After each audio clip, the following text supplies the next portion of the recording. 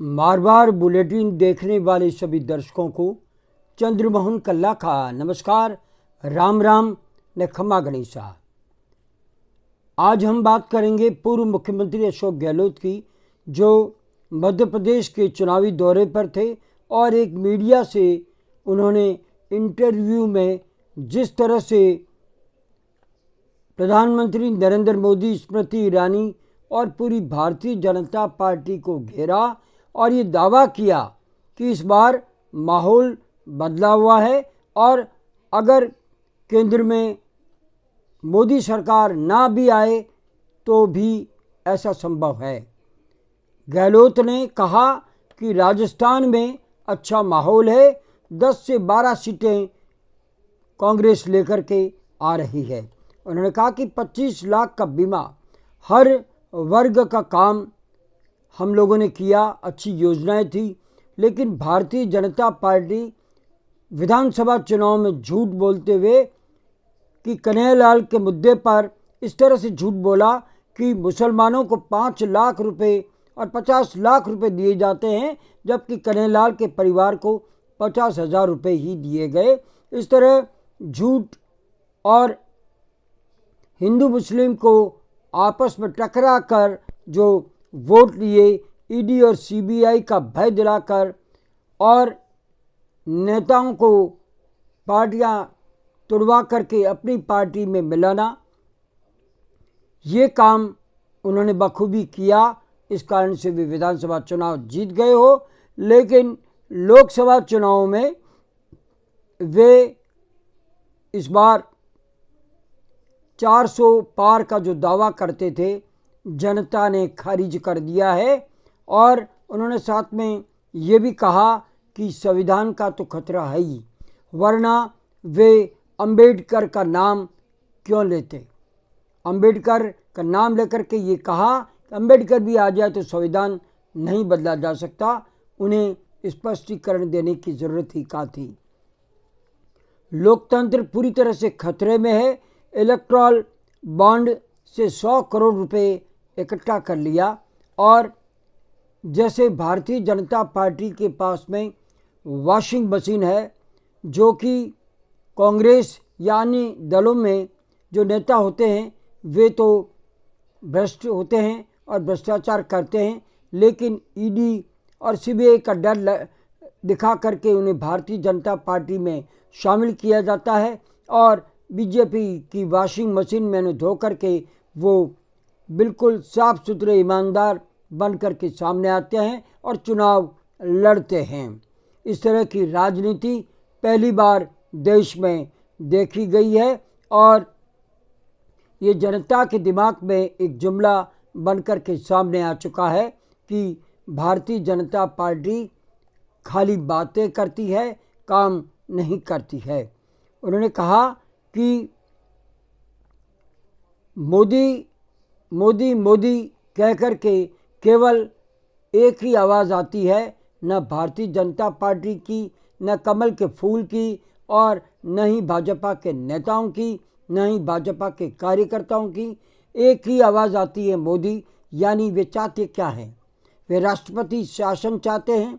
वे चीन, दक्षिणी कोरिया और रसिया की तरह का शासन भारत में लागू करना चाहते हैं और एक स्वतंत्र राज्य राष्ट्र को बनाना चाहते हैं। आखिर पीएम मोदी चाहते क्या है? उन्होंने साथ में ये भी कहा कि वो कहते हैं कि वे फ़कीर हैं और ये विरासत मेरी सभी जनता की है। तो अभी 5 फेस बाकी है और वे खतरनाक खेल खेलने के लिए आगे बढ़ चुके हैं, लेकिन जनता इस बार उन्हें छोड़ेगी नहीं। साथ में उन्होंने ये भी कहा कि स्मृति ईरानी जिस तरह से गांधी परिवार पर अंगुली उठा रही है और ये कह रही है कि राहुल गांधी घबरा करके अमेठी से चुनाव नहीं लड़े हैं, और कभी कहती है कि प्रियंका गांधी और उनके दामाद को सोनिया गांधी चुनाव लड़वाना चाहती थी। तो हम ये पूछना चाहते हैं स्मृति ईरानी जी, आपके परिवार पर कभी हमने अंगुली उठाई? आप किस परिवार से हैं? हमने कुछ कहा तो फिर गांधी परिवार पर आप अंगुली क्यों उठाने जा रहे हैं? और आरक्षण को लेकर के तो तय है कि आप खुद ही बार बार आपके नेता कहते रहे, तो लोगों के दिलों में बैठ गया कि वास्तव में आरक्षण खत्म हो रहा है, इसलिए लोग आपसे नाराज़ होते चले गए। उन्होंने साथ में बहुत बड़ी बात ये भी बता दी, ये आरोप लगा दिया कि देश में गाय मांस का निर्यात बढ़ गया है, और साथ में उन्होंने ये भी कह दिया कि इसकी जो मशीनरी है गौमांस को बनाने की, वो निर्यात करने के लिए उन मशीनों पर भारतीय जनता पार्टी की सरकार ने अनुदान तक देना शुरू कर दिया है। इस तरह से जनता को बेवकूफ़ बनाया जा रहा है, और इस बार जनता मान चुकी है। और अगर गाय मांस का निर्यात नहीं बढ़ा है तो प्रधानमंत्री नरेंद्र मोदी जी, आप इसका खंडन क्यों नहीं करते? स्पष्ट तौर से आरोप आप पर लग रहे हैं। साथ में उन्होंने ये भी कहा कि जिस गांधी परिवार को लेकर के प्रधानमंत्री नरेंद्र मोदी बार बार अंगुली उठाते हैं, तो आपको बता दें कि इंदिरा गांधी की हत्या हो गई, लेकिन उन्होंने खालिस्तान नहीं बनने दिया। क्या आज भी आज की जनता या आज के लोग ये भूल गए हैं कि पाकिस्तान के 2 टुकड़े इंदिरा गांधी ने करवाए थे?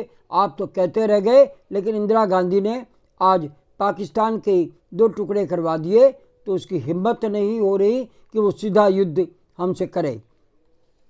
राजीव गांधी शहीद हो गए, और शहीद राजीव गांधी पर वे अंगुली उठाते हैं, तो शहीद क्या होते हैं पहले इसकी जानकारी लेनी चाहिए।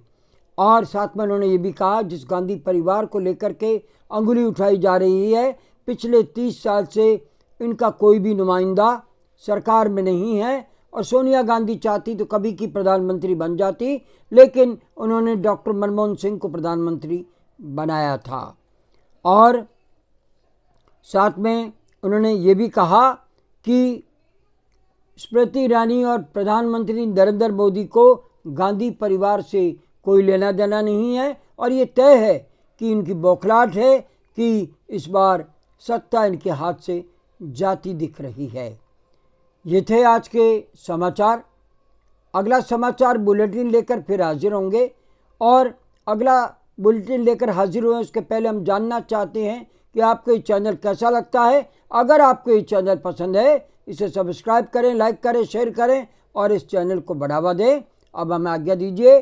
नमस्कार, जय हिंद, शुभ रात्रि, सब बखैर, जय भारती।